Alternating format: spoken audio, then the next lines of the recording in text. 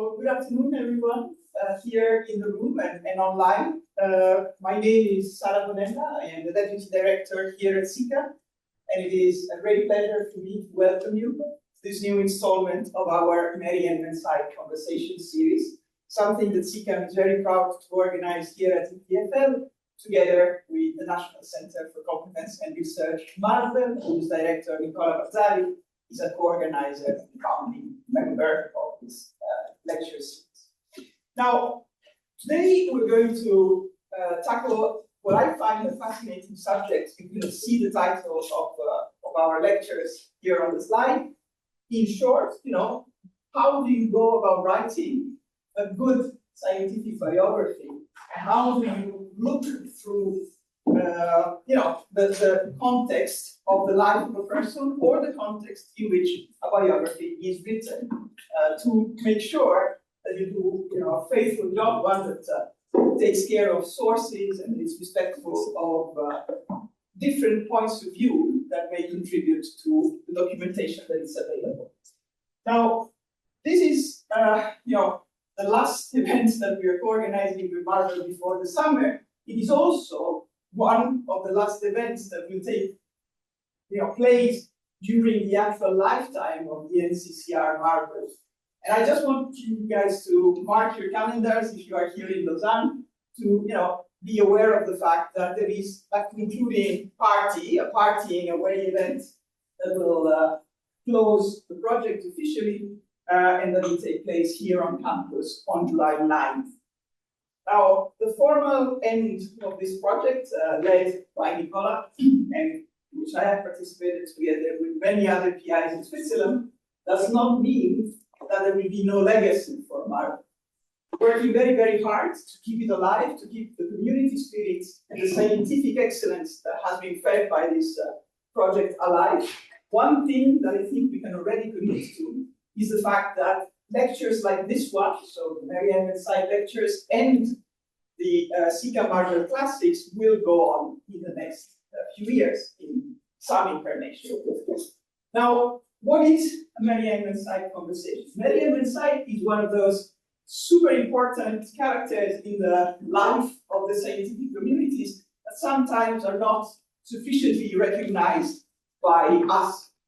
And she is one of the first coders, so one of the first people that actually wrote the scientific codes that were used by early days simulators. We're talking about an activity that spans basically from the mid-50s to the late 80s.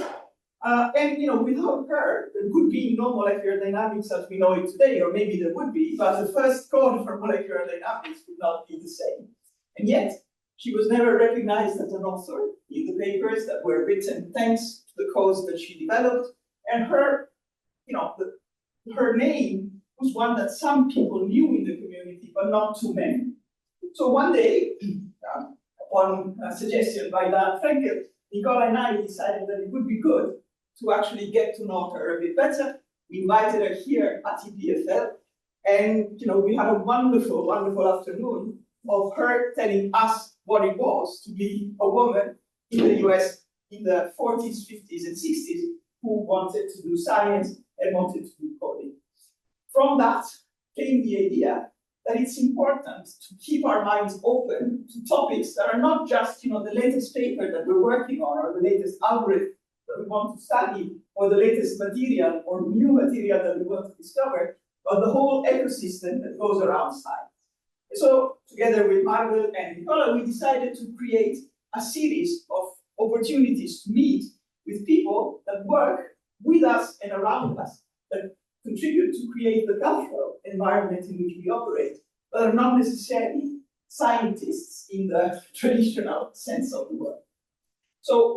And so, the Mary and Mansigh conversation focus on topics that we find interesting. Sometimes it's just because we've heard an interesting lecture somewhere, sometimes because there is something that comes up on the newspapers, like on the occasion of this particular lecture, that we think it's interesting to go deep into. And we have been privileged over the years to host a number of people, colleagues, in the broadest sense of the word, that come and share with us their knowledge, their experience, but not just that, because everything that is done here at CICAM, these are very informal occasions in which we also get to know our speakers better and we get to exchange with them on many different levels. So, there is going to be a two-part event today.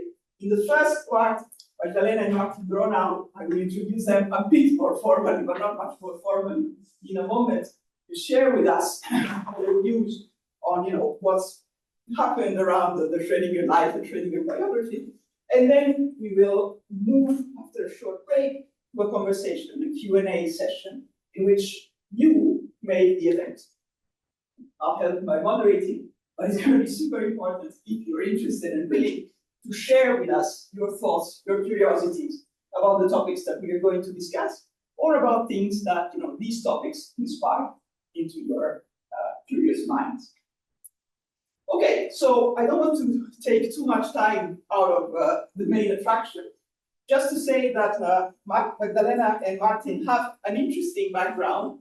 Magdalena is a chemist by training, but then she's also a scholar of literature and cultural studies. She has had various positions in different parts of the world, from Innsbruck to Vienna, to Canada, in McGill University. And she is now a fellow of the Volkswagen Foundation at the Leibniz Center, the Center for Literary and Cultural Research in Berlin since 2023. Martin is not a scientist at all. He is someone who has a background in classics and a scholar of ancient studies. He also has an interesting scientific class that has taken him in Innsbruck, again Frankfurt, Padova, so he speaks Italian, for those of you in the room who want to ask questions in Italian. And then McGill, Vienna, and Erfurt. He is also a research associate at the Leibniz Center for Literature and Cultural Research in Berlin, working on a project that has a very intriguing name, which is the philology of physicists. So without further ado, Martin, Magdalena, the floor is yours.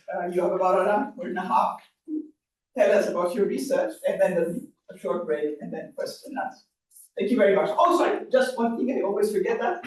For those of you that are following online, if you do want to ask a question, please signal so in the Q&A tool on Zoom. You will be invited to unmute, and your voice will boom in the room, and you hear the question straight from the horse's mouth. Thank you very much.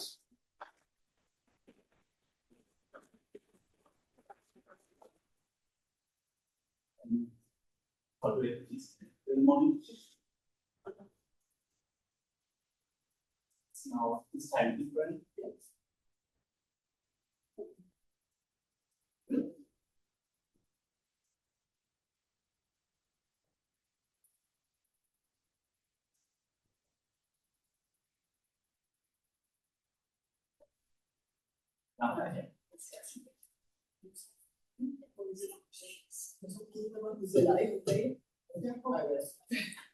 Yeah, thank you very much for the invitation and this opportunity to share our findings on the allegations of abuse against Erwin Schrödinger. We are very happy to be here in Lausanne and also to reach a broader audience online. Before starting, Speak up. Speak up. Okay. Mics are okay. Yeah, before starting, just one brief remark. Please don't be surprised if one of us has to step out during the presentation. We've traveled here to Lausanne yesterday from Germany with our two children, one of them a little baby, and we had to travel with Deutsche Bahn. So as you can imagine, it has been a quite exhausting trip, and our children are quite exhausted too, so maybe one of us has to step out and take care a little bit. Okay. Today's lecture is quite long and very dense in content, therefore I think we will go straight into the topic. So yeah, as many of you will know, the controversy about Erwin Schrödinger began in December 2021. At that time, the Irish Times published a lengthy article focusing on Schrödinger's alleged Oedipus complex. This article accused him, among other things, of sexual depravity and of having a history of child sexual abuse. The allegations of pedophilia and serial sexual abuse quickly gained widespread attention. They were repeated and amplified across numerous high-reach online and also print magazines, but also on social media. The range of accusations has been remarkably broad. They include claims of general sexual depravity, as well as specific allegations of rape. Terms such as chauvinism and sexual racism have been used to characterize Schrödinger's behavior. In academic discussions, accusations of an abuse of power have also been raised.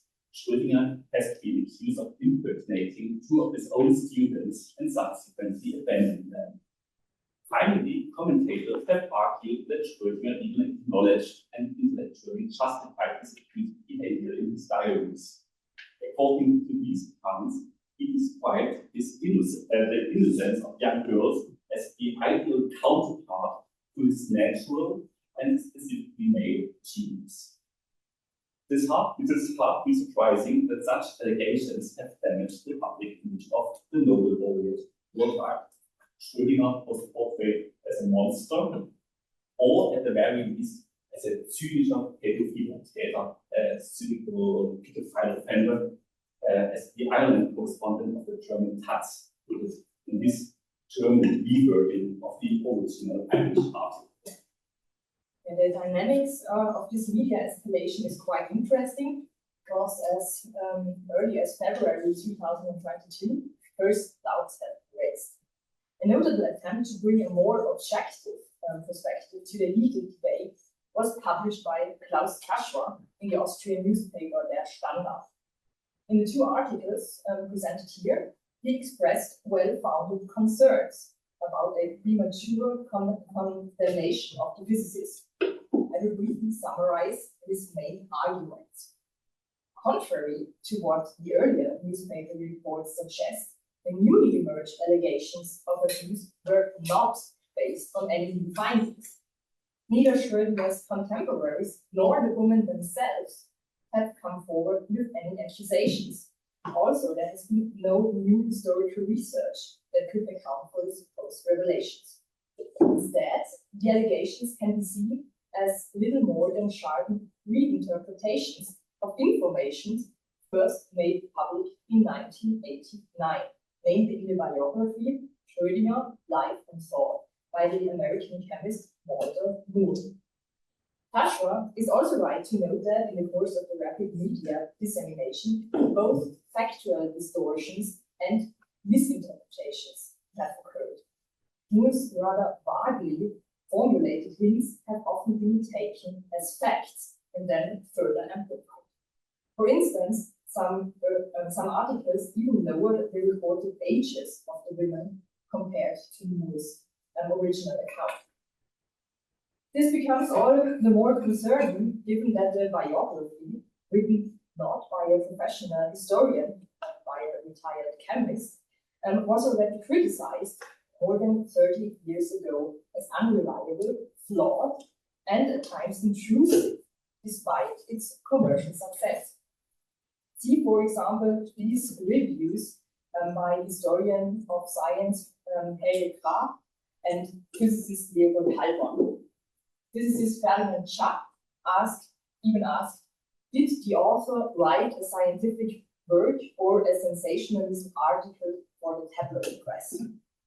Yeah. In any case, the objections published in that Standard have largely gone unnoticed in the English-speaking world. Following a successful petition, among other things, the Schrödinger Lecture Theatre at Trinity College Dublin was renamed, as was a Schrödinger Fellowship at the Dublin Institute of Advanced Studies, where Schrödinger worked and lived for almost 17 years. In Oxford and the continental cities where Schrödinger held academic posts, especially Vienna, Zurich, and Berlin, the response to the allegations was much more cautious and restrained. There, too, the Schrödinger case has naturally raised a few very general questions. However, the involved institutions refrained from renamings and comparable measures of memorial politics, as long as the most important question had not been yet addressed at all. To what extent or whether the allegations are justified or not. Thanks to our research project and the theology of the physicists, we are, as far as we know, the only researchers currently granted free access to the restricted parts of the Schrödinger estate, particularly the diaries. These documents are often seen as the key to assessing the allegations. Yet the archival situation is highly complex, and we came to know that the restricted access exists for good reasons. As we will show today, the problems with Moore's book go far beyond scholarly shortcomings. Rather, its publication appears to have involved a serious breach of trust and privacy infringements concerning both the Schrödinger family and many other persons concerned. The evidence suggests that Schrödinger's daughter, Gronau, for instance, was effectively prevented by Moore and by Cambridge University Press from accessing the manuscript prior to publication. Several of Moore's interviewees, also multiple women, complained that Moore had not sought the necessary permissions to publish intimate material about them. In rare cases where he did grant advance access, he omitted sensitive parts and ignored important corrections. Professional doubts about Moore's suitability to write the biography had already been raised during his research. The director of the Viennese archive, for example, was irritated by some of Moore's rather baffling inquiries, which led him to warn the biographer that incorrect transliterations, due to his lack of philological skills, could lead to serious factual errors.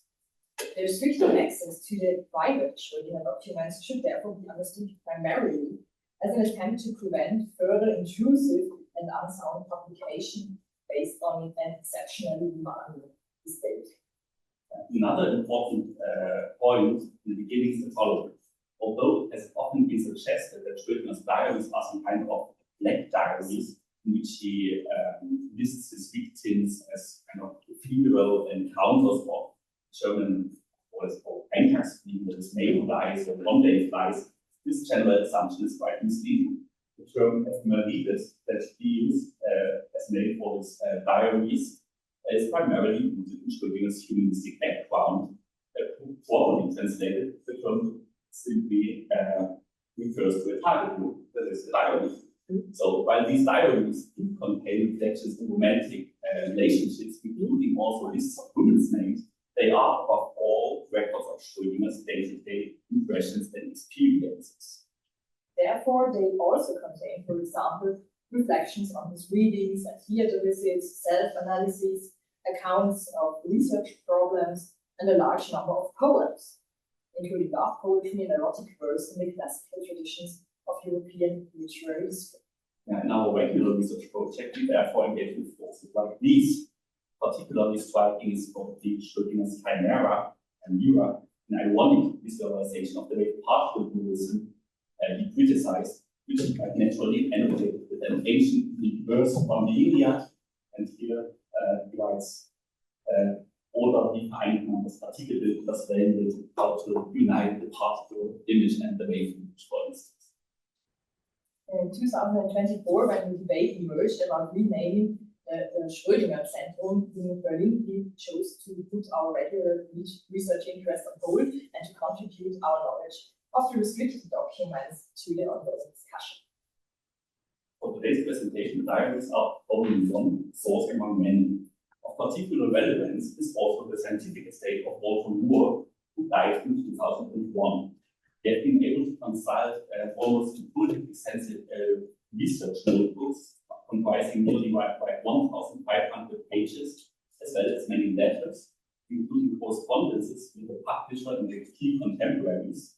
Furthermore, we reviewed previously unknown letters from women with whom Schrödinger had relationships, and we were able to see parts of the surviving diaries of Schrödinger's life. With these sources, the main goal of today's talk is to clarify and analyze the evidential basis of the allegations. That is to ask, where do they actually come from? What sources can be identified? And what do they involve women actually say? The very individuals who remain largely silent in Moore's biography, and even more so in the following debate, which was likewise dominated by male voices. In precisely such cases where power asymmetries are involved, we consider it particularly important to take the detention victims seriously. So we will begin now with the most serious allegation, which is also the case that has sparked between debate, the accusation of pedophilia involving Barbara McEntee. Barbara McEntee became the starting point of the controversy without any action on her part. As is clear, but also from the Irish Times article that triggered the debate, some years after her death in 1995, her son, Erwin, appears that come across in his biography while conducting genealogical research on his family. In his book, he saw indications that his mother had been the victim of sexual assault by Schrödinger at the age of just 12. According to Moore, Schrödinger and his wife Annemarie spent a summer holiday in 1940 at the Irish country estate of Barbara's uncle, a colleague of Erwin Schrödinger. In 2021, a cycling route in Dublin was to be named after Schrödinger, who disliked cars and was a passionate cyclist. And this appears to have prompted biggest intervention and the subsequent article in the Irish Times. Quote, as you can imagine, the subject was never discussed with my mother. The son is quoted as saying. In Moore's book, Barbara McEntee is described as the third instance of Schrödinger's Lolita complex. Moore himself, however, remains vague in his insinuations and appears careful not to make any factual claims that Schrödinger's interest in the girl actually escalated into pedophilic or hemophilic offenses. What is clear is this: Barbara McEntee came to Moore's attention because her name appears 3 times in the personal documents of Schrödinger. In a diary entry from August 1941, where the girl was, in fact, 13, not 12 years old, the name Barbara McEntee appears without any further comment. In addition, her name appears in 2 lists of women's names, which Moore describes as lists of unrequited loves of his life, a designation, however, that does not originate from Schrödinger, but from Moore. From Moore's documents, we know that in the course of his research, he succeeded in contacting Barbara McEntee's sister in 1985. This is important because she, like other parts of the family, was also staying at the country estate at the time in question. These letters that we have seen indicate that Moore drew on information from Barbara's sister to shape the incidental details of the more overwhelming McEntee perception. Notably, the sister, like the rest of the family, appears to have had no knowledge of any sort of Schrödinger. This even finds support in the autobiography of the sister, published in 2005. There she writes that she was very shocked when Moore asked her whether Schrödinger had approached her preteen sister, since she appeared in his diary. This in itself would, of course, not be no reason to rule out abuse. Sexual assaults are well known to occur all too often within families or among friends and acquaintances.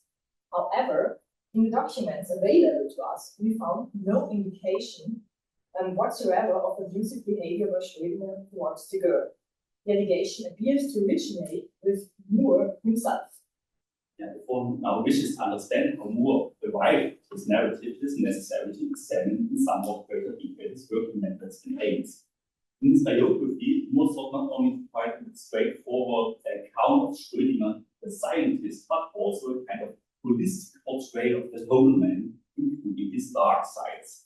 Building on the Principia Biography of the American literary theorist Leon Ego, a psychologizing treatment of Schrödinger's love and sex life seems evident. One of the central motives of biography is the idea that Schrödinger's highest levels of scientific capacity were related to his erotic stimulation. This general notion of genius inspired by Eros was taken by Moore from the 1929 book Men of Genius, written by the one-outdated German psychiatrist Transgressing.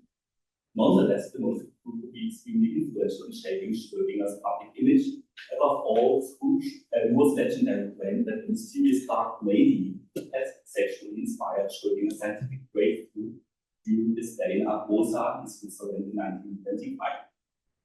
More on this at a later point. As for now, however, it should be noted that this sexualized variation of the traditional Venus motive is not well supported by historical evidence. Whenever Schrödinger once again became romantically involved, these tended to be his least productive periods. His diaries were witness to this.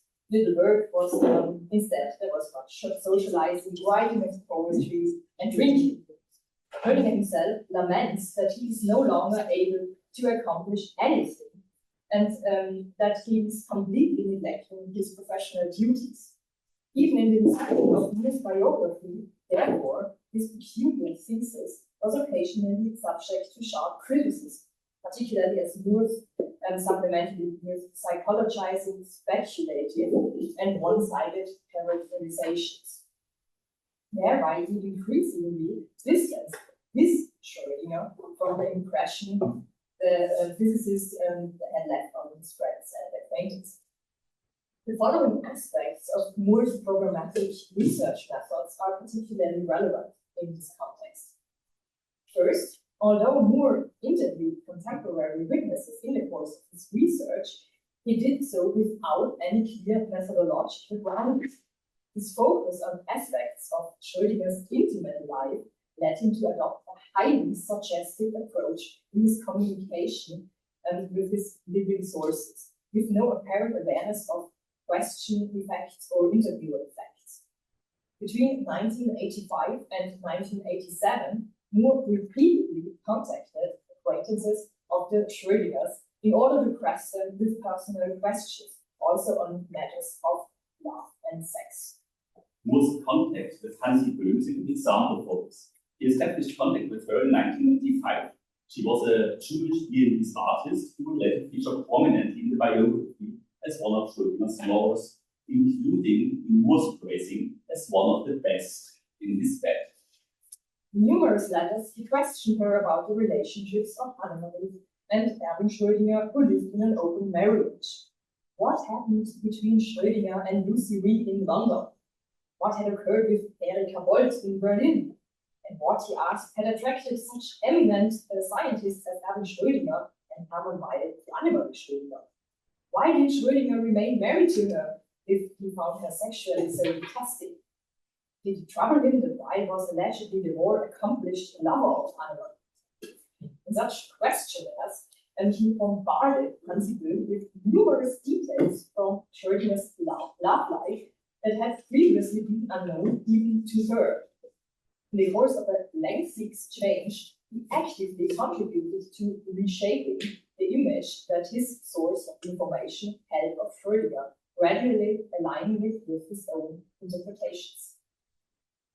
Moore's handling of information gained in this manner was anything but professional. This becomes clear, for example, from the indignant letter that the very same Hansi Böhm sent to him and to Cambridge University Press once she was finally able to read the biography after its publication.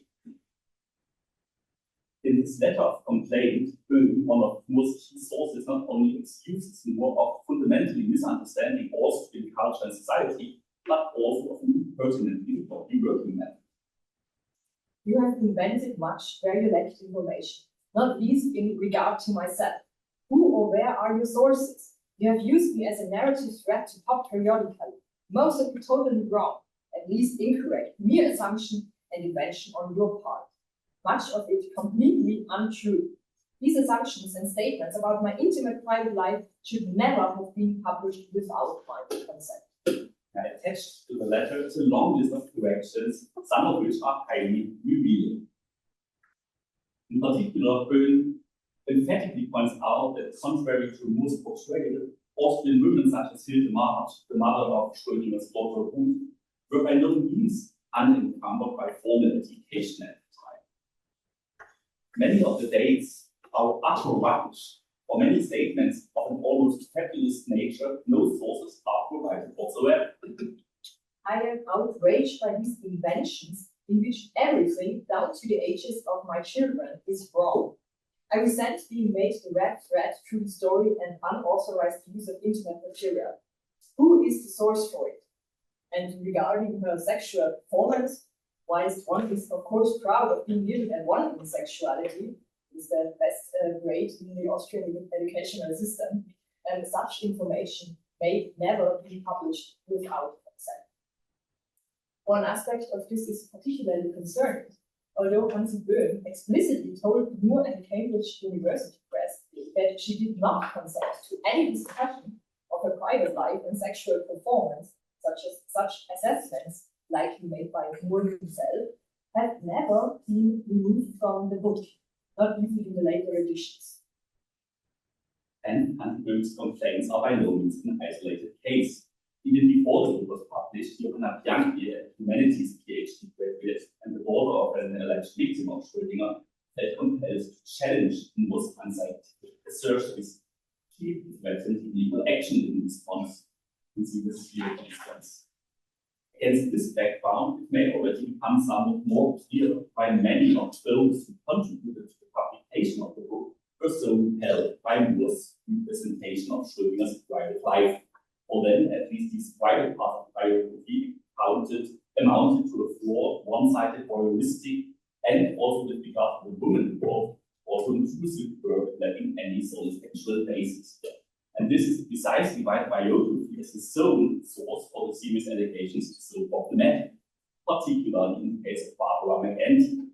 Here, Moore himself was careful not to present the alleged parthenon orientation that he attributes to Schrödinger as a fact, but rather to suggest only in a very vague manner.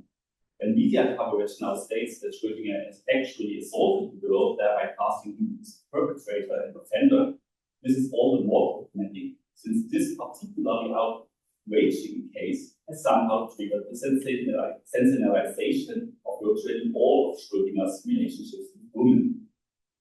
It has set the interpretative framework for the entire debate. It is sufficient here to take a closer look at this passage from the Irish Times article and its German translation in the German newspaper Taz. Here, Schrödinger's other abhorrent obsessions and victims are listed. We will return later to the case of Magdalena. First, however, to Dr. Ella, his young woman here. She was the first certified female fancy master in Austria. Moore, however, considered it more important that she, with her generous figure, might have stepped straight out of a Caravaggio painting. From her, the biographer constructed the first case of Schrödinger's Lolita complex, although she, in fact, has no real place in the abuse debate at all. She was the sister of Schrödinger's school friend, Tonio Rella, and only 2 years younger than Schrödinger himself. He appears to have fallen in love with her when she was 11 years old and admired her for a considerable period. As far as we know, he never entered into a sexual relationship with her. Historian Christoph Rella has gained good insight into the life of his great-aunt Lotte through the extensive family archive and some 1,500 letters. On the basis of his source knowledge, he considers it utterly impossible that any abuse occurred in the relationship of the two young people. Letters and postcards that Lotte Rella still sent to Schrödinger between 1933 and 1936 make it clear that they regarded each other as nothing more than old friends. Felicity Krauss, later Bianchi, has been presented as Schrödinger's next victim. She had known the 9 years older Schrödinger since childhood. When she reached an age considered both old enough and at the time also appropriate for marriage, the two fell in love and even became informally engaged. This engagement in 1913, when Felicity was 17 rather than 15, however, faded into her aristocratic family. The 26-year-old Schrödinger, who at the time still belonged to the academic career, was simply not regarded as a strong prospect. Had he been a few years older, there would scarcely have been any obstacle to the marriage. Thus, the two remained close friends until the end of their lives and exchanged numerous letters of very friendly and intimate nature, particularly in the post-war period. On his 70th birthday, she even wrote this multi-page poem in his honor, marked by both affection and respect. And in 1981, in an interview shortly before her own death, she emphasized once again what a kind, lovely, and faithful person Schrödinger had been to her. The fact that Annemarie Berger is also invoked in media reports to illustrate Schrödinger's alleged sexual depravity. That is even more troubling. For those unfamiliar with the case, this supposed next obsession of Schrödinger's is in fact his wife, Annemarie Schrödinger. Here too, the ages circulating in the media are quite unfounded. It is known that the two had known each other for some time through a mutual friend. They married in 1920 when Annemarie was 23 years old. Shortly after Schrödinger's death, the historian of science Thomas S. Kuhn conducted an interview with the widow. In it, she openly states that she had taken an early interest in Schrödinger due to his very good looks. She had even visited him once in his barracks in Trieste during the First World War, but she did not enter into a relationship with him until 1990, at the age of 22.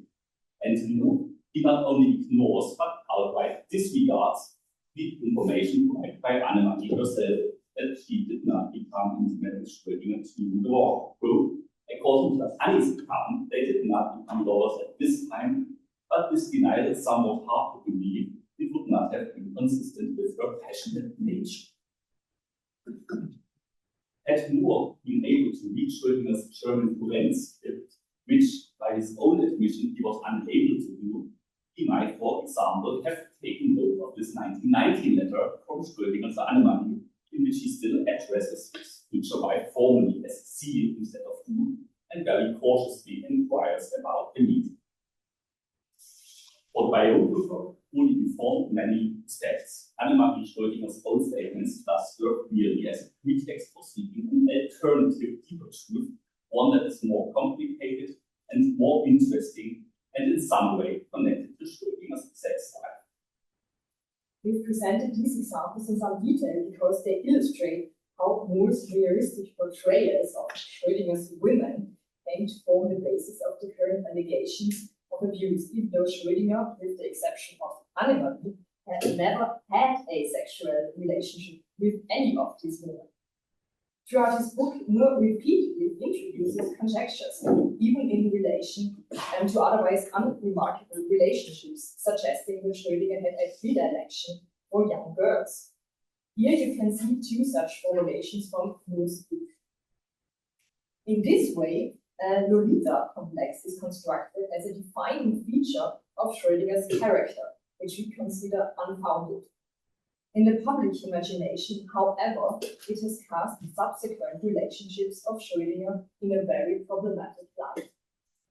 Specifically, the Irish Times article refers to the young woman from Dublin. She is alleged to have been sexually coerced by Schrödinger in 1945 under reprehensible circumstances, to have become pregnant and then, after the birth, to have been effectively discarded. She's usually referred to under the name Kate Nolan, a pseudonym already used by Moore. She was 26 years old.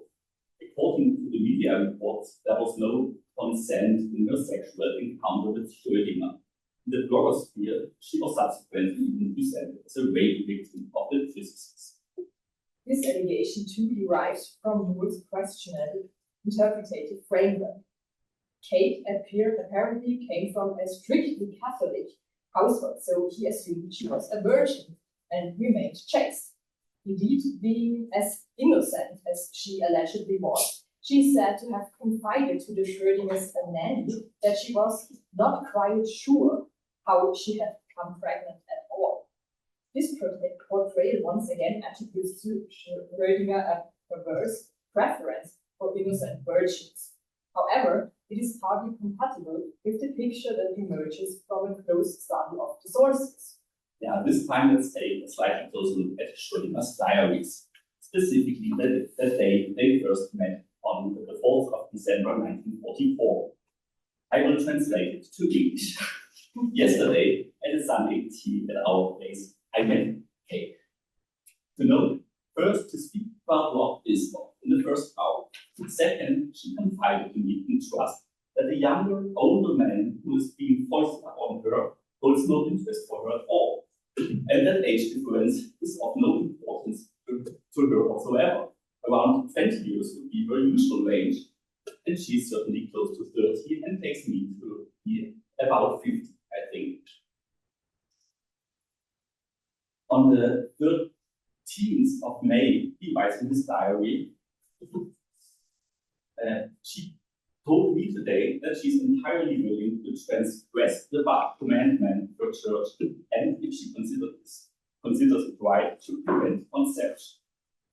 So, as you see, almost half a year had passed between the two diary entries. In general, diary entries such as these others here also show that the relationship developed at a rather calm pace and in a thorough, consensual manner.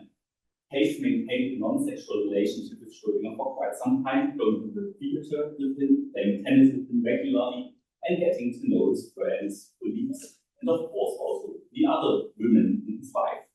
But Schrödinger was somehow courting her within both months that was, according to the diary entries, something Kate was clearly pleased about. Photographs also testified to a very familiar, relaxed atmosphere back then. One day, Schrödinger even noticed with some surprise that she, like him, their first kiss. The idea that in 1945, as a simple result of her Catholic upbringing, she did not know how she could become pregnant, despite being 26 years old and working as a Red Cross nurse, and essentially be ruled out. What can, however, be said with certainty is Maud was simply unable to do full justice to the complexities of Schrödinger's private documents. This diary entry is in fact quite typical of Schrödinger's writings. Many of them are extremely challenging documents. They contain not only texts in German and English, but also in Spanish and French, as well as longer passages in Latin or even ancient Greek. While Schrödinger used a fairly legible Latin cursive for his foreign languages, he generally wrote German in Kurrent or Gabelsberger shorthand. Moore, who after all possessed neither basic philological nor historiographical skills, was unable to decipher either of them, which meant that from a page like this, you can see more, in fact, you could only read a very tiny fraction. Of course, the lack of context makes any meaningful understanding impossible. This is simply by way of explaining how, in case as well, a quite trivial remark could come to be interpreted as evidence of Schrödinger's supposed euphelia. This one here, a marginal recollection by Schrödinger's nanny Lina, recorded and documented by Moore in an interview some 40 years after the fact. This rather offhand remark that in its proper context could more likely be understood as, yes, the pregnancy was not planned, it was a mistake, it was an accident. Well, of course, it's difficult to resolve such cases and then on the basis of a few more or less incidental remnants of the past. But since here too, there's not a single documented allegation of sexual abuse by the woman herself, we believe that some restraint and interpretation is necessary. Moore's approach recklessly opened up the private lives of those involved to defamatory gossip, from which all concerned had already suffered during their lifetimes. Schrödinger himself was in any case aware of this, as this note addressed to Kate Nolan shows. That we too have been a lot together in this last year, almost everybody knows who knows me and or knows me. Very good things may be said about in the course of time. I could imagine that in a few years somebody referred to you as the clever, spirited girl Schrödinger's best friend for many years. You see him always. Have they not relations then? Asked another one. I don't know, that's not all. Hardly matters. It's not the main point to see two people to begin together. Yeah. I could, on the other hand, imagine the following conversation. See Kate over there? What is she doing now? Don't know. Suppose she'll have someone else now. You know, she was Schrödinger's mistress for 6 or 8 months. No. Oh, sure. We see together in small photos in Hitler and Wexford. At that time, you could see them always together. She was very charming, but of course, he soon got fed up with her. Now he's after an ex. I think he's a bit of a dirty swine, you know. This draws our attention to a general problem. The most unprofessional method of interviewing contemporaries tended to perpetuate and amplify rumors about private lives of the people described rather than identifying them for what they primarily are, gossip and hearsay. This was quite rightly also criticized by Leibniz, who just gets the data wrong. Gossip and small talk, his main sources of information, are treacherous when sensitive issues are concerned. So in the second part of this talk, we would like to address the social and historical preconditions of the standardization of Schrödinger's private life. Even at Humboldt University in Berlin, an institution where the founder of wave mechanics had succeeded Max Planck in 1927, the possibility of renaming the Erwin Schrödinger segment was seriously discussed. And this, despite the fact that Schrödinger had to leave the university once before in 1933, not under any compulsion, but out of open contempt for the Nazi regime. The fact that Schrödinger's life and work have once again become the subject of debate is due primarily to his unconventional love life, which may also have irritated Walter Moore, his Catholic American biographer. Both Schrödinger and his wife were early readers of social and sexual reform writings such as Lindsay and Evans' Companionate Marriage. Such texts aimed to place the relationships of childless couples on what was for their time a strikingly modern and cosmopolitan footing. They also sought to eliminate from what they, as many social and sexual reformers, saw as moral hypocrisy.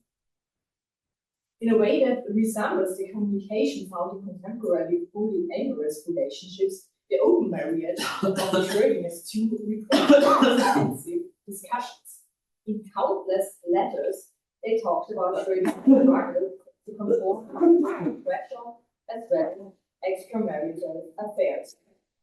Hence, Anne-Marie, of course, suffered a lot under her husband's affairs. Yet, it was precisely for this reason that she came to value the more anonymous environment in Chicago, for instance, after they moved to Berlin. There, in her words, she no longer had to listen to, quote, the gossip, which, thank goodness, does not exist here. People here have neither the time nor the interest to concern themselves with the private affairs of others. In the early 1930s, the Schrödingers would occasionally meet up with Schrödinger's colleague Arthur March and his wife Hilde, who were also childless. The immediate emotional closeness between Schrödinger and Hilde March, of course, did not escape Anne's notice. But she regarded it as a fortunate coincidence that in this particular constellation, the two people who were truly compatible should have found each other, precisely as she puts it, the two sexually starved ones. Having herself later entered into a love affair with Schrödinger's colleague Weil, Schrödinger in turn gave his wife advice on how she should respond to indiscreet speculations from prudish Americans during a holiday trip with her lover. His suggestion was simple: respond with complete openness and keep talking about the absent spouses all the time. As he put it, such depths of moral darkness, Schwärze der Seele, an American or Englishman simply cannot imagine. And after 5 days apart from his own lover, Hans Böhm, a lovesick Schrödinger turned to his wife, who, because of Weil's position in Princeton, was familiar with long-distance relationships, and he asked Anne-Marie, wie macht ihr das bloß, ihr Goliathe der Entsagung? How on earth do you manage it, you Goliaths of renunciation? Contrary to what is claimed in the media, we think that Schrödinger in fact had a strong preference for women who were anything but weak or subordinate. According to his diary entries, he was rather looking for his intellectual and personal equals. This is even supported by the woman's own accounts, although these sources have survived much smaller numbers naturally. They showcase a considerable degree of personal autonomy. One example is this letter from a former girlfriend. By then divorced and remarried, she wrote to Schrödinger in Oxford, seeking to escape, even in words only, what she experienced as a stifling, petit bourgeois boredom of her marriage. Most of Schrödinger's women were well-known artists, photographers, or highly educated journalists. Some were friends with one another as well as with animal Geschlecht. Many were married themselves or lived in open relationships. Take Sheila May, for instance, who also features in the current abuse debate. She was one of the two women with whom Schrödinger fathered children in Dublin, despite what some contemporaries regarded as an inappropriate age difference. In the 1940s, she was a well-known actress involved in the labor movement. In her theatre reviews, she criticized the dull and bloodless portrayal of female characters by contemporary male writers. When May began her relationship with Schrödinger, she was in her late 20s and had already been living for several years in a childless marriage with the philologist David Green. Although Schrödinger's diaries, the pregnancy was desired by both parties. And once it became known, Sheila, much to Schrödinger's regret, ended her relationship with his sister, so that their child was finally raised by her husband. One should bear in mind that Schrödinger's extramarital conduct repeatedly met with disapproval in conservative circles. At times, this was even professionally damaging. With regard to a possible appointment for Schrödinger at Princeton, Hermann Weil, who was already working there, saw only one danger in his letter to his lover Annemarie. Quote, that too much of Erwin's and our immorality might leak out. One can easily imagine that the prejudice Schrödinger encountered in Dublin, where he lived not only with his wife, but also with his former partner Hilde and their daughter Ruth in the same house.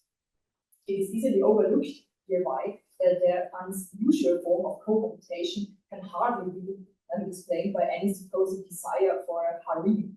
Rather, it was external constraints, the economic crisis, the annexation of Austria, the outbreak of war, and the immediate danger to his child and the child's mother that led to this constellation, which was difficult for all the people involved. Regardless, we have not found any evidence to suggest that Schrödinger had used any professional position at the university to get closer to female students.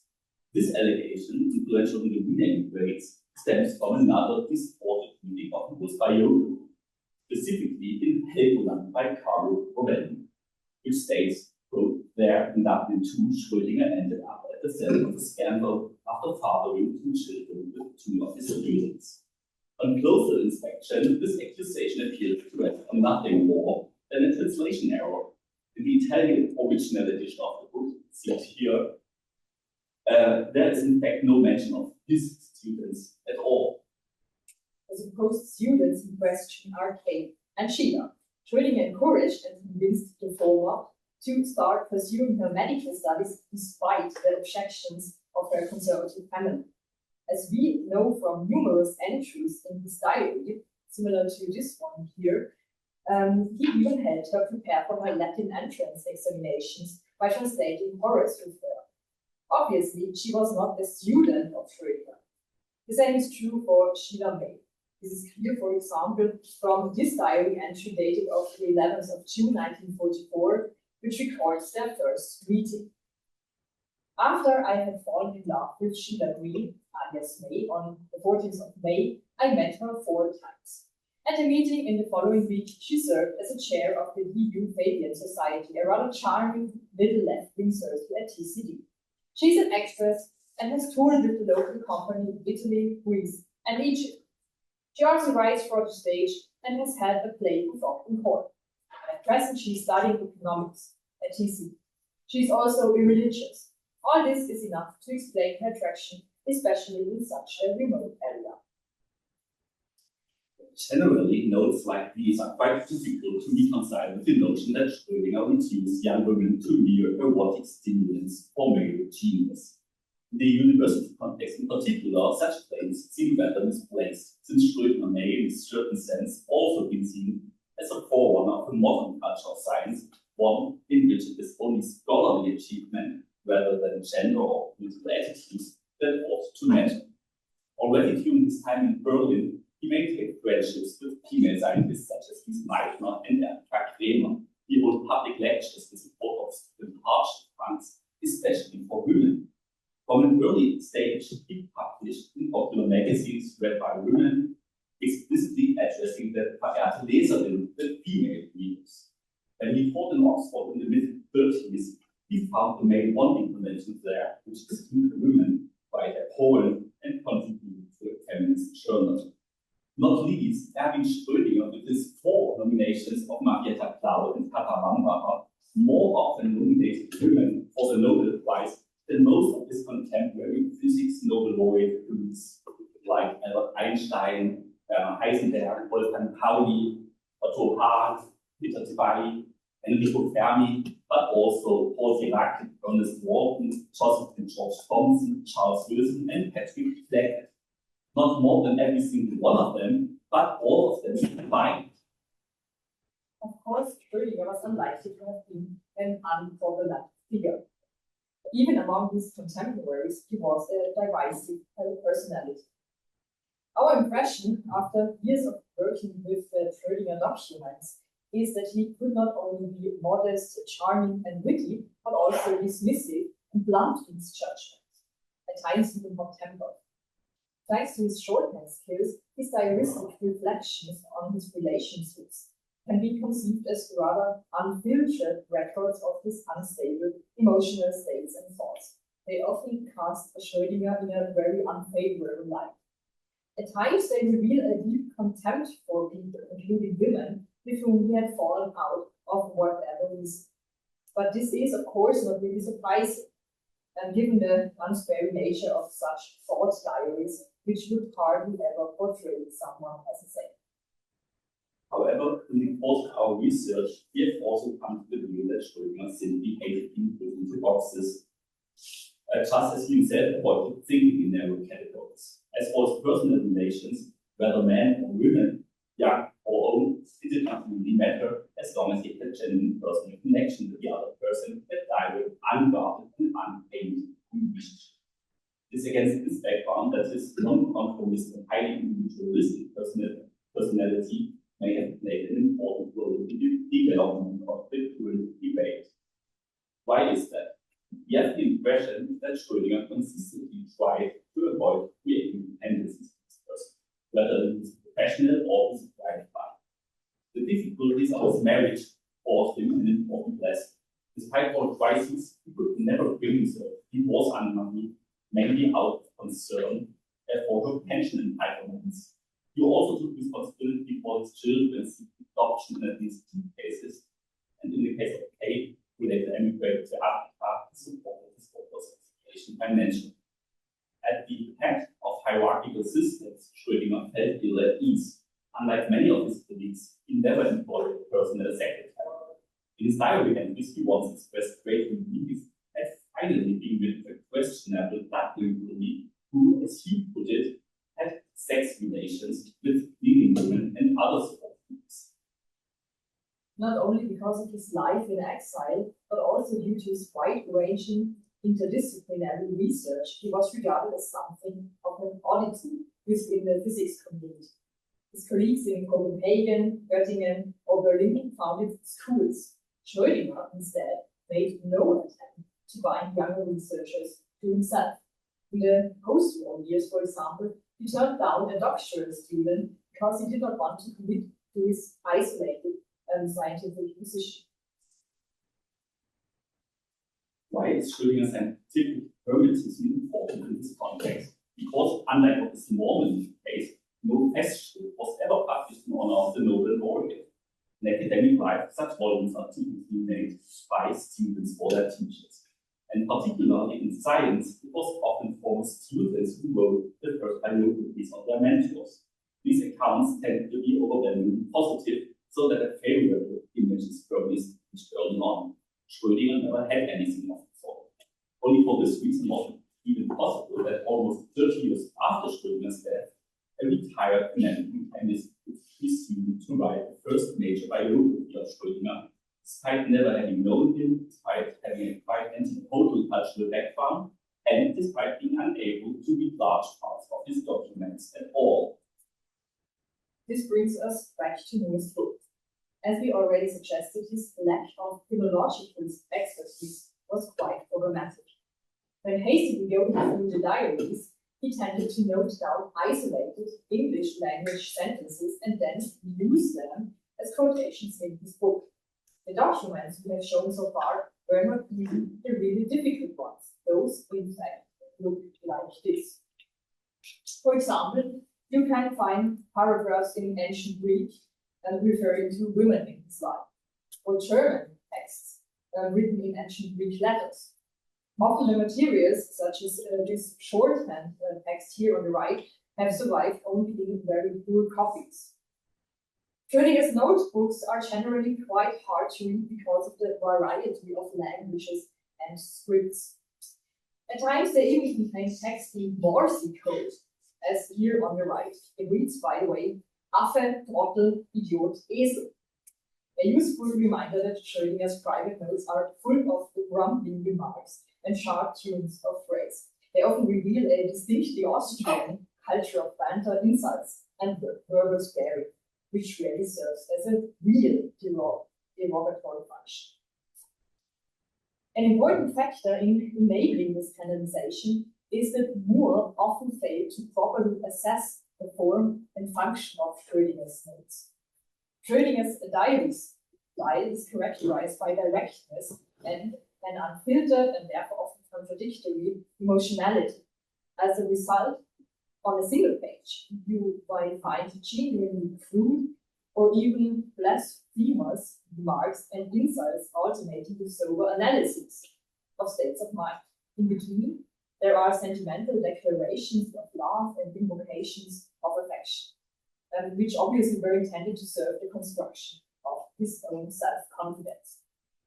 Entries written during periods of emotional turmoil often serve as a means of mental and emotional self-reflection and self-regulation. They also helped him cope with depressive phases.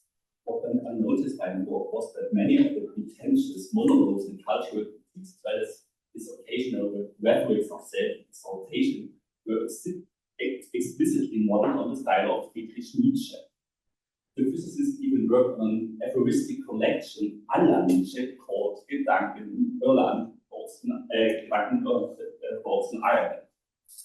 Likewise, Moore failed to see that Schrödinger explicitly draws on Sigmund Freud when analyzing his dreams in the diaries.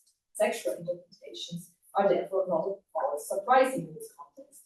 Generally, the erotomanic parts of the private papers, sometimes remission, for instance, of James Joyce's Dirty Letters or Kierkegaard's Diary of a Seducer, are, of course, by no means unusual within the intellectual milieu of the time. As this quotation shows, even Schrödinger's love-related diary entries served as a medium of self-reflection and intended solely for himself. In English, if, for example, the devil were to take me in these 14 days and you monkeys were to open my drawer and read my notes, you would understand nothing. If you were sufficiently interested in me, you would ask which one did we really love. Rest assured, friends, these notes are for me. You are not meant to understand them at all, because, and now he concludes with two verses of the Austrian dramatist Franz Grillparzer, jeden Augenblick abtauchten wir von neuen Lastens nach dem Weiteren. However, as we have already seen, even the comparatively straightforward diary entries were often seriously misinterpreted. This raises the question, can one at least trust his own justifications of the alleged wrongdoings? In the abuse-related blogs in particular, these quotations played a central role. After all, they are Schrödinger's own words. He admitted his crimes himself. What is thereby overlooked, however, is that even these quotes have been used in ways that severely distort or even pervert their meaning. A good example is the supposed dismissal of abused girls as poor things. What could be ambiguous about this clear evidence? In the diary, the sentence written in English comes after a longer passage in German shorthand. While reflecting on renting a room for himself and his first lover in years, Sheila May, Schrödinger turns to his sense of responsibility towards the members of his Irish household, Annemarie and his former lover, Hilde with child.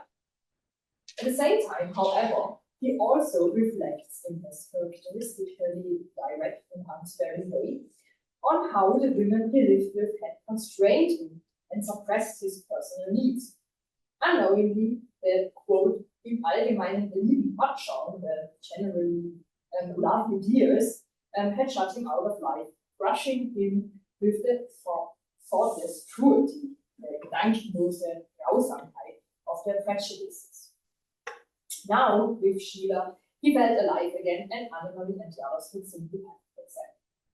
In this context, poor things does not refer to abused girls at all, but to Schrödinger's long-term partners, not children, but adult and self-determined women, of whom he speaks with great appreciation elsewhere. Even the documents that he was able to read in full, he opened up and interpreted dead ends by tearing quotations out of context. This is particularly obvious in this Schrödinger quotation, which has effectively served to immunize the current debate against any arguments that even remotely point towards cultural or historical relativizations, namely by suggesting that Schrödinger himself had already used such arguments to justify his people-filling crimes. In the Irish Times, Schrödinger is quoted as saying, "In Germany, if a thing was not allowed, it was forbidden. In England, if a thing was not forbidden, it was allowed. And in Austria and Ireland, whether it was allowed or forbidden, they did it if they wanted." As we have discovered, this aphorism about national cultures of prohibition can be traced back to an unpublished club lecture given by Schrödinger in Dublin, a rather modern sounding and deeply humanistic talk on cultural differences, essentially a kind of going the tour guide, with which he amicably sought to entertain his not so well traveled lay audience in Dublin. The quote comes from a passage on what Schrödinger saw as the very different forms of traffic regulation in Berlin and England. In this original talk, he even refers to the now scandalized works as an old trope.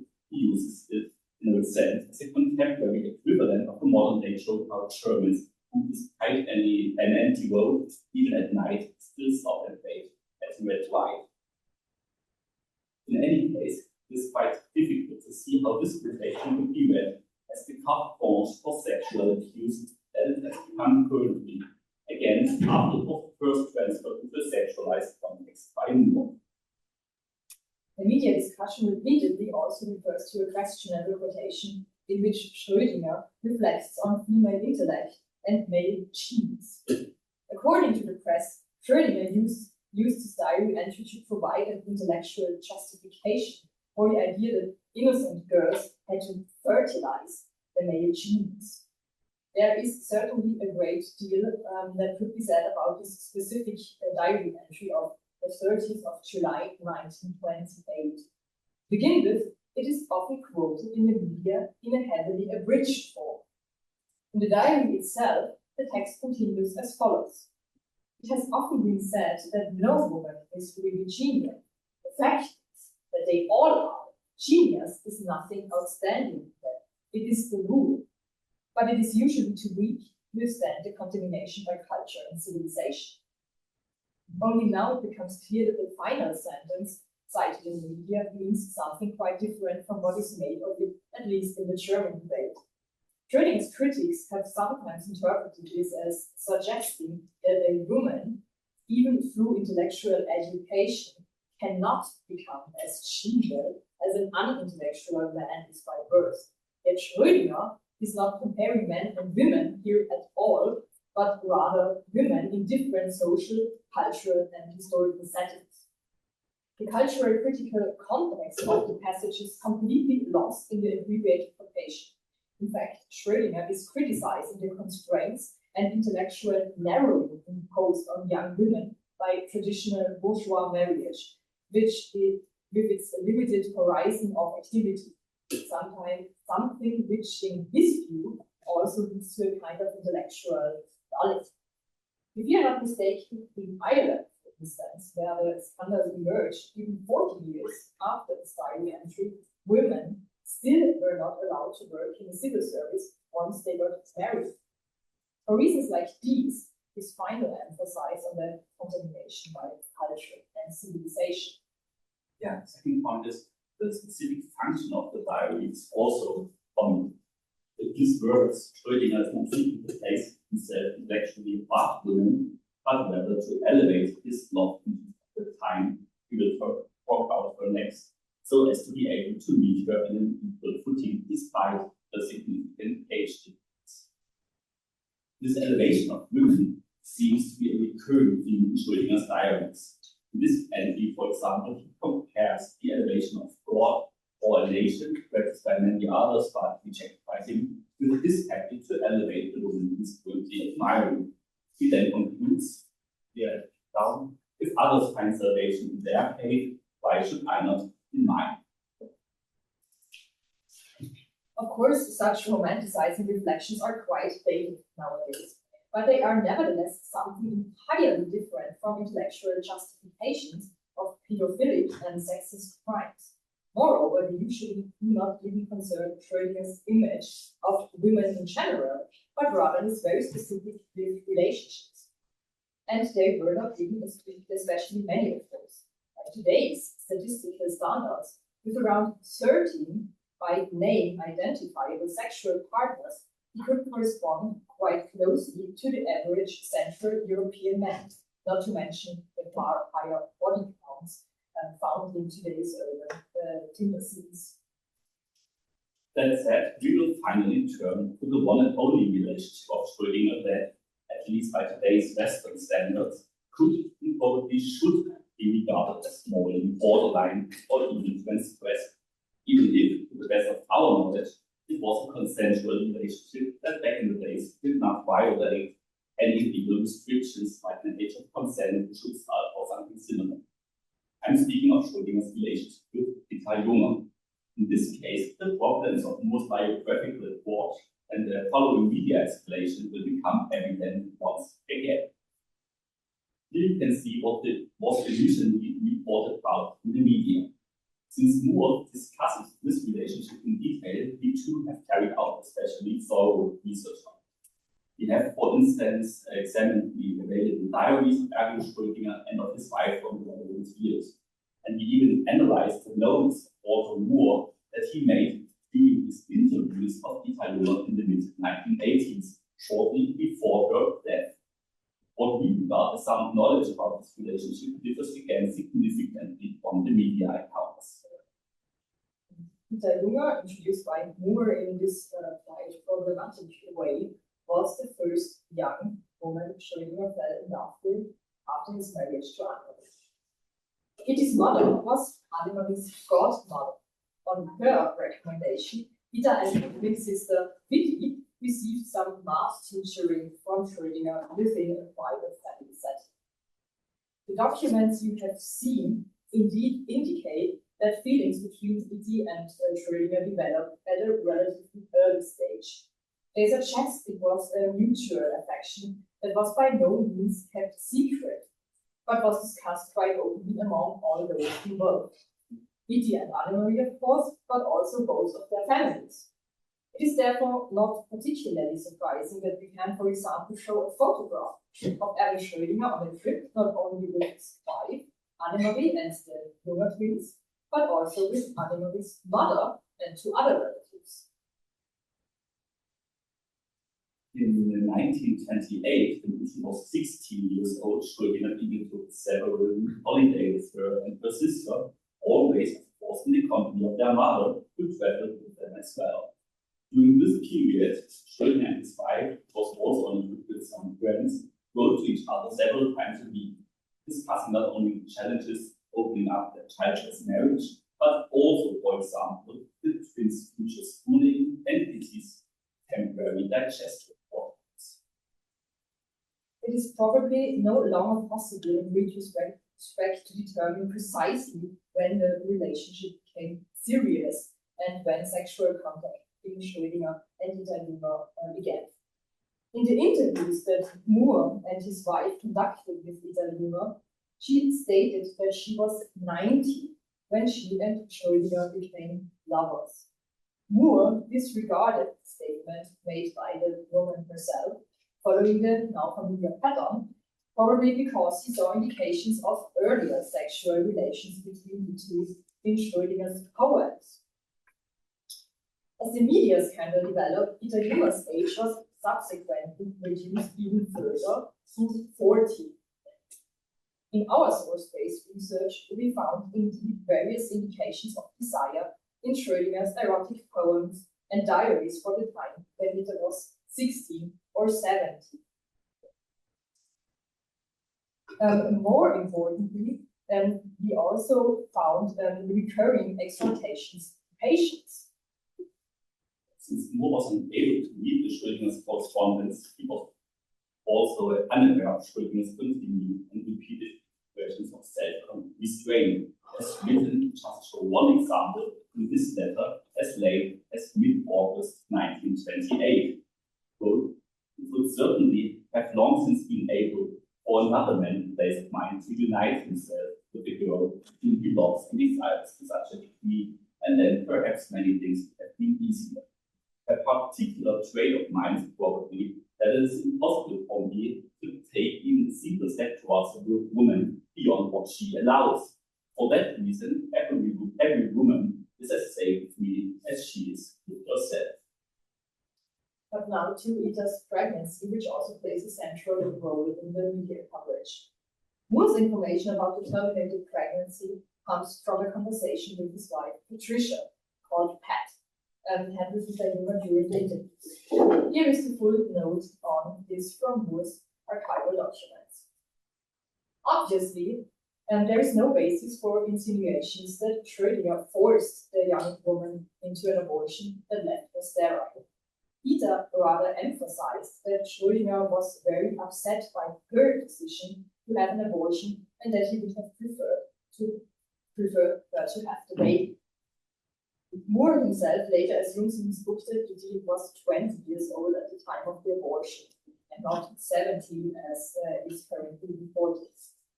Where exactly this information comes from remains unclear to us. The claim that Schrödinger was already in love with March at the time, as Moore suggests, and that Ita therefore arranged the abortion in desperation, is in any case incorrect. Schrödinger's relationship with March only began in the following year. Another chronological inaccuracy, as they occur frequently in Moore's book. When it fits to the story, key dates are readily moved forward by a few years. Contrary to some suggestions, the relationship between Ita and Schrödinger did not simply end after the abortion. This has in fact been known for quite some time. In his book on Schrödinger Oxford, David Clary has pointed to 3 letters of congratulation sent to Schrödinger by Ita, her sister Ita, and their mother upon his receipt of the Nobel Prize in 1933. These letters are written in a very friendly tone, especially Ita's is quite intimate. So she somehow grumbles about having to socialize among Philistines with Fremden Spießern after her lovely time with Schrödinger. In our own research, we were able to find and identify 2 further very long letters from Ita, dating from 1933 or 34, 22 pages in total. In these letters, too, Ita expresses no resentment whatsoever towards Schrödinger. Indeed, she explicitly thanks him for apparently having forgiven her some Hässlichkeiten, some ugly things. What she means by these Hässlichkeiten remains unclear. It may possibly refer to the abortion he did not want. However, from Schrödinger's diary entries, we also know that in the time in question, Ita most probably not only had intimate contact with him, but also with at least one other man referred to as Stoffel, and that she was not entirely honest about this. Mansigh, who was also acquainted with both Ita and this Stoffel, explicitly notes in the list of errors sent to Moore that Ita was not as faithful as Erwin made himself believe during this period. This once again shows just how automatic Moore's cliché, almost cheap and novel-style characterizations really are. They have little left to do with real historical individuals. They come across as if they were based solely on the idealized photographs of Schrödinger's female friends and partners that happened all into the hands of the biographer. That this in turn also affects the facts reported by Moore should be clear by now. Even when Moore's omniscient narrator suggests his factual accuracy through extremely detailed accounts, his narrations usually do not represent the historical events. For example, he reports that during a joint skiing tour with the Schrödingers, Ida was seriously injured in the head after falling down a crevasse. According to Moore, she then collapsed into Erwin's arms, blood-stained and in tears. In reality, she's likely to have experienced this with Stoffel, the other guy. Schrödinger, at any rate, noted the following in his diary on the 17th of July 1932. Kitty arrived this morning, quite stretched up and with a hole in her head. 2 days ago, she lay for 7 hours in a 50-meter deep crevasse on the Wiesbaden. It is very unlikely that she is still alive. It's plain that it's the real surname of this Stoffel, supposedly recovered because Paul wants not to know that she is. And in the final line, die Schrödinger remark, das Haar ist gefärbt mit Oxyd, scheußlich. The hair has been bleached with Oxyd, awful. But as so often, he was unable to read any of this anyway, since it was written in German. Well, we could continue like this for a long time. At this point, however, it may be time to remind ourselves once again that the allegations circulating in the media have a very fragile foundation, if any foundation at all. Somehow the whole debate is about a fictional figure who is called Erwin Schrödinger, but who isn't Erwin Schrödinger. Here, fact and fiction must first be disentangled, something that seems all the more necessary due to the many literary adaptations that the historical Schrödinger has undergone since the publication of Moore's In Parts, fabulated and novelized biography. Nowadays, there are, for example, Schrödinger short stories, novels, plays, and so on. The level of confusion can be seen very clearly in an online article of the Taz, complains that previous biographies of Schrödinger have not properly addressed his sexual crimes, but then links the word biography to a review of Neil Belton's Schrödinger novel, which is, of course, once again full of sex and crime. And here we could discuss two general problems. One of these is the relation between biography and historical scholarship. The main question here would be what qualifications and skills should a good scientific biographer actually possess? In this context, it would be particularly interesting to know that around the same time as Moore, an Austrian female historian of science, Auguste Dick, was also researching Schrödinger's life. Her detailed and theologically grounded studies, though unfortunately never published, present a very different picture from Moore's, certainly more imperial. Maybe we'll have some time to come back to this in the discussion later. And the other issue, a bit more important for now, is gender in science in the field of scientific biography. Today we have delved into a popular historical subgenre whose explanatory power still also often depends on Eureka myth and the narrative construction of genes. In biographies of male scientists such as Moore's, women frequently appear only as decorative accessoires, as props in the staging of brilliant men. Private lives of the wives and female partners are often simply, we could put it in German, Biography and biographized along with them.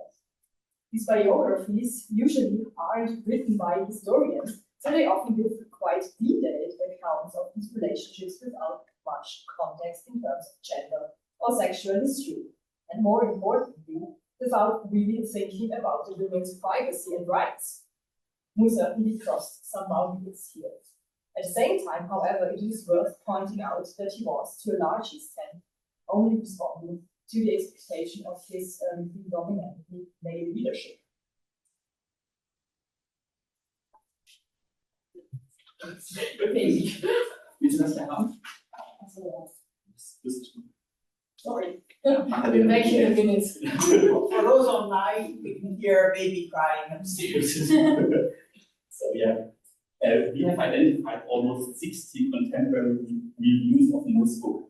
Virtually all of them were written by men, and only very few of them questioned Moor's treatment of intimate relationships.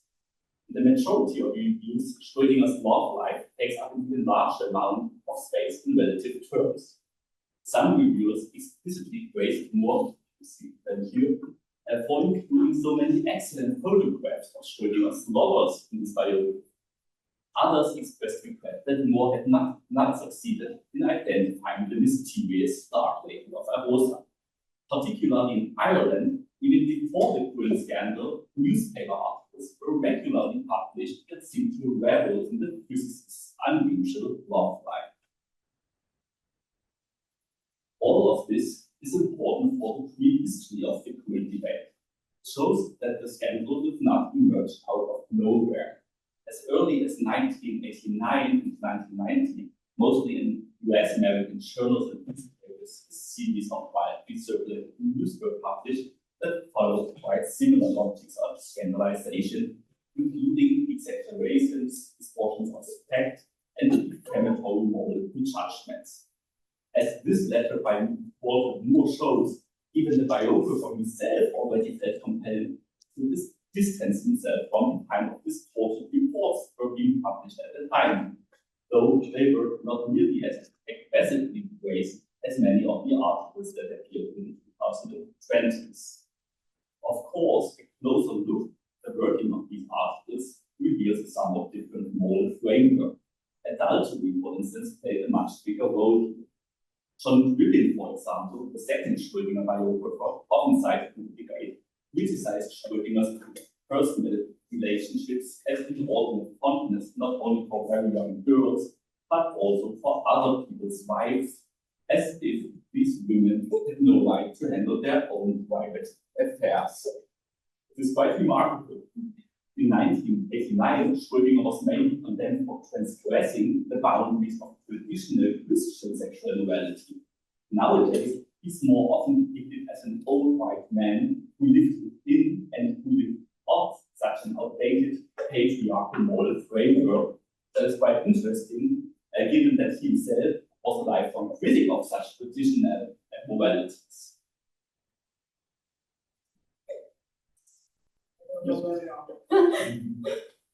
So anyway, then and now critical accounts of Schrödinger easily turn into outright personal attacks, with little or no basis in historical fact. Dick Teresi, for instance, claimed in his New York Times review that Schrödinger owed his friend Hermann Weil not only thanks for his help with the mathematics, but also an even greater favor. Weil regularly bedded down Schrödinger's wife, Annie, so that Schrödinger was free to seek elsewhere the erotic inspiration needed for his work. Of course, Teresi is referring here to the famous legend of the Dark Lady of Arosa.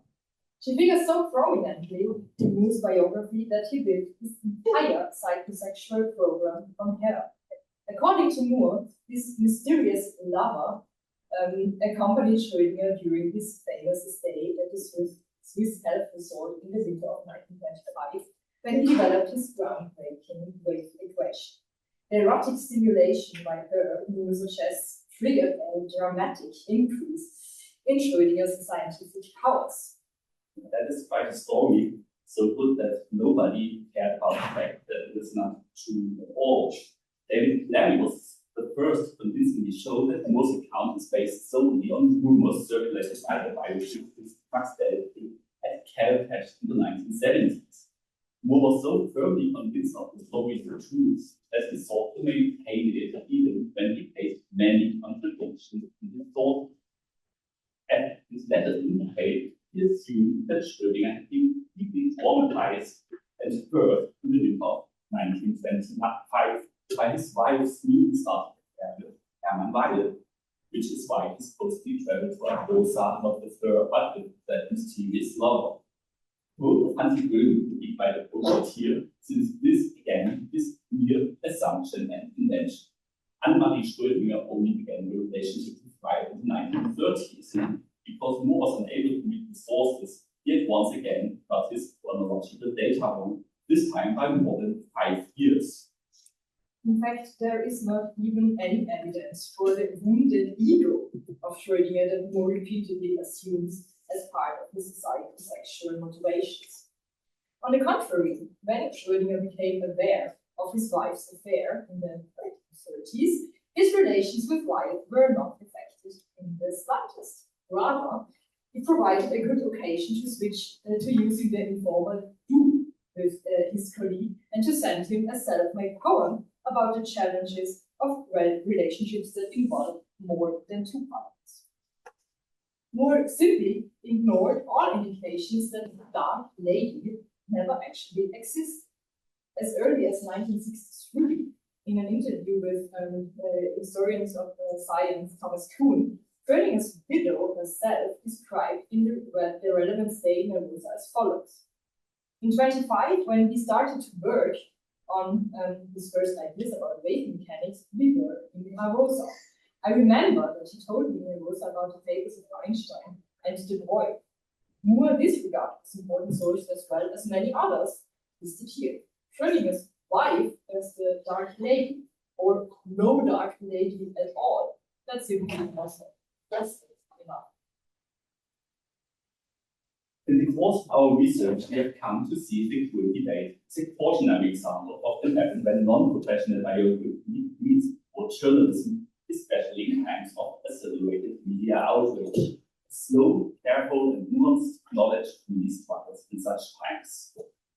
Ultimately, once established widespread media misinformation produces a range of victims. Science and academia is the first of them. They run the risk of losing one of their most progressive figures as a result of defamation. Universities. They are brought into disrepute for not acting quickly and radically enough against sexual abuse, or too quickly and too radically. But also the women involved, whose voices in this particular case were ignored or silenced, who were infantilized and cast as victims against their own self-understanding.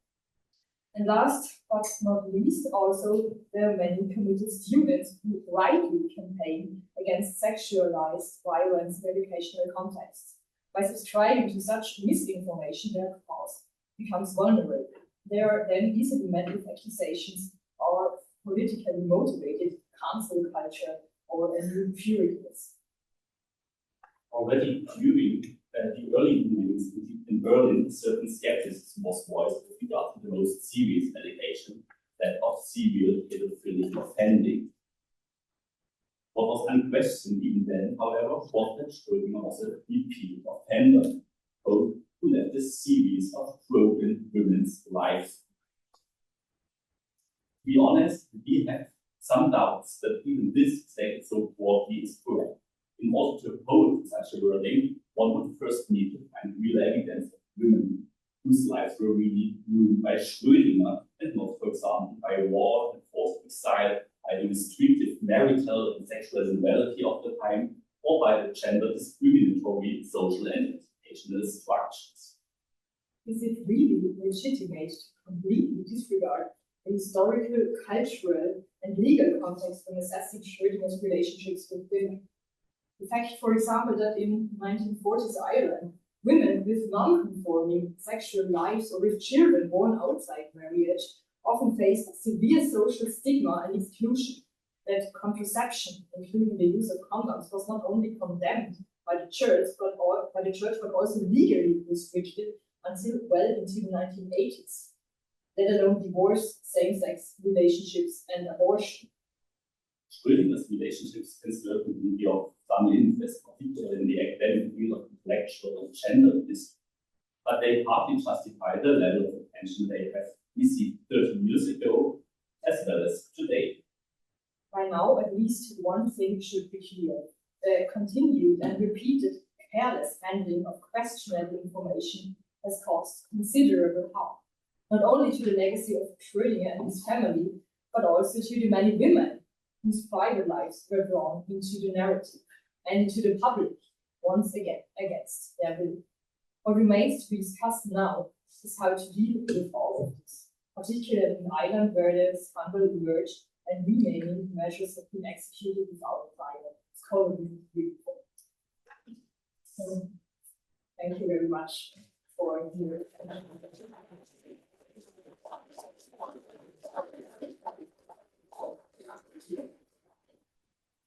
So thank you so much, Magdalena and Martin, for a comprehensive and I would say thought-provoking hour and a half teaching us about what you have studied over the past 2 years.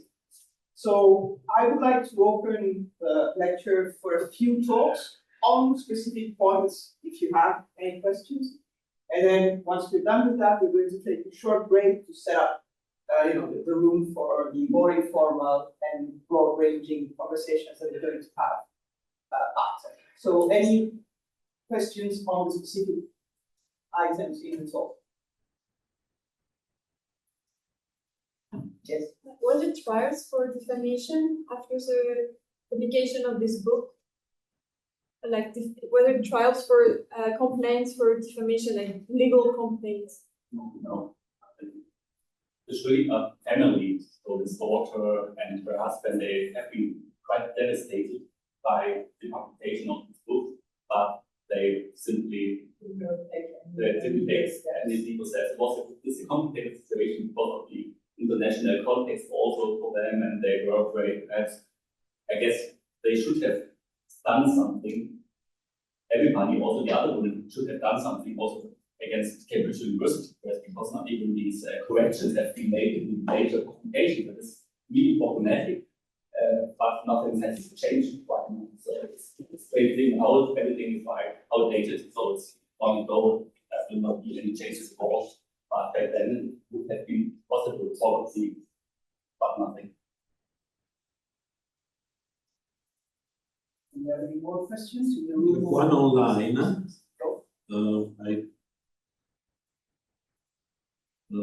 don't know if they can connect, otherwise I can read it. I think it's just an interesting small comment in which it's mentioned from then Joy. We don't know that the fellowships at the School of Theoretical Physics of the Dublin Institute for Advanced Studies are still known as Schrödinger Fellowship, but recipients may refer to them as either Schrödinger Fellowships or a DIAS. It's left to the sensitivity of the receiver to decide on which side they stand. So I guess maybe that's a good topic also for our next conversation, and what can happen and how institutions reacted. I know you're not experts on that, but maybe you can tell us a bit about these stories. Just così, on the book, how much was it just misinformation and lack of knowledge to do all the translation, and how much was it willful in trying to chase like the scoop and make it as realistic as possible? Generally, Kann man sprechen? Kann man sprechen? Mich würde interessieren, I would be interested to know whether any of the newspapers or journals who published the allegations also published a retraction. That is quite an interesting question. There has not been published any official corrections, but right now, at least, you can see that many of the articles in their web versions have some minor corrections. So, like in the Irish Times article online, on the Taz article, they changed the wording. Like, probably it was originally it was like they talked about pedophilic crimes and this pedophile, and now it's only pedophilic or partyophilia or something like that. And like the ages were corrected, so now they talk about like he was 20, not 17 anymore, and this kind of stuff. The same is also true for the Wikipedia article on Erwin Schrödinger, which was slightly corrected after some media stories were published about our work. There were some corrections in the Wikipedia article. There was no explicit before or something like this. Yeah, and this is really, it goes also a little bit to the core of our question of how to cope with all of this, because you can see here that the renamings that have been based on renamings like this whole set of assumptions and preconceptions, allegations, and this kind of stuff. And they shared also some logics of scandalization, like this accumulation of guilt, like this guilt stacking and criminalization and this kind of stuff. And that was the basis for the renames. And now, if you look at this kind of stuff at a closer look, it changes a little bit, and the question evolves how to cope with it. So usually one would think like, okay, you can use like use the logic of science and adjust the conclusions according to correct data. But we think that it's now, especially the other thing, the logic of scandal, that you simply adjust the moral preference code. So for this reason, these changes, these subtle changes in the media, in the newspapers, is exactly this, because they changed the data now without letting it show, but the conclusions are still the same. So it's like there's this shift and the age difference. Yeah, the moral judgment is the same. Despite now making the age difference bigger, the other aspects are a little bit problematic. It's still problematic in Schrödinger's life. And so therefore, I guess it would be good for these medias like Irish Times or like the Taz also to really publish something about this new evidence. But right now they have not done this in the last years, although these corrections have been known for since some years, but nothing happened.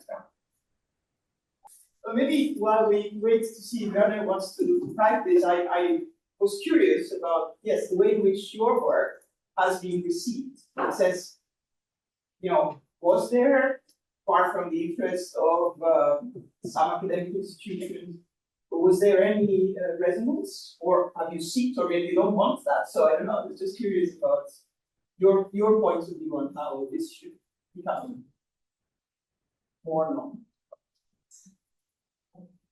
Okay, so I can't concentrate. For us, it's not enough words. Yeah, for us it was like a difficult time to doing this research and publishing also our results in this time. So for this reason, we didn't want to go on too many conferences or these occasions to talk about this. But at least now, I think last week, some days ago, an article was published in a journal of the history of science, the Berichte zur Wissenschaftsgeschichte. It's a very lengthy article, it's like 150 pages in German. In German, yes. And it's already a shortened version, because we had some quite different focus in the beginning. So we wanted to have a closer look also on the media escalation. So now our article is, because it's in the journal of the history of science, it's more focused on the biographical aspect. Although many of these things, it's really the combination of media escalation and biographical shortcomings. Because, for instance, even Walter Moore, he never wrote that Rita Junger was pregnant at 17, and he also did not use this shortened quote of the spectrum quote. This kind of stuff. So there are a lot of things that Moore did not even write. So when we have these kind of first articles of Klaus Tatschler in der Standard, he wrote down all of these corrections with no source knowledge, because it was so clear. Just if you read the book and read the articles, it was so there's something wrong. So he was able to write this, and we just now were able to go into the sources and look for the specific parts that were used for the quotes that were used in the discussion, and check them against In fact, we get a lot of attention from academic institutions, but also from the media, especially in Austria, on the radio or something like this, in the Standard, the journalists talked about our findings. And I guess now the article is ours, the written paper. I guess there will be some more reactions. I hope so. At least from Humboldt University, we know that there is an ongoing discussion about the renaming, and that they are very interested in the article, and they are pending their decision until the article is out. And Julius and the article. Thank you very much. I think we'll be reminded that maybe it's time for a break, but we'll be back here in about 10 minutes. So please don't go away and stay for more questions. Thank you.